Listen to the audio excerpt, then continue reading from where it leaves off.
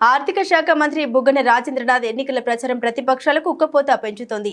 ప్యాంపిలి మండలంలోని కలచొట్ల ఎస్ రంగాపురం ఎర్రగుంట్లపల్లి గ్రామంలో మంత్రి బుగ్గన రాజేంద్రనాథ్ ఎన్నికల ప్రచారం నిర్వహించారు. ఈ సందర్భంగా కలచొట్లలో మంత్రి బుగ్గన మాట్లాడుతూ గతంలో ప్రజలకు ఉపయోగపడే భవన నిర్మాణాన్ని అడ్డుకున్నది ఇద్దరు కేలు కాదా అంటూ టీడీపీ నేతలు కోట్ల కేయులను ఉద్దేశించి మాట్లాడారు.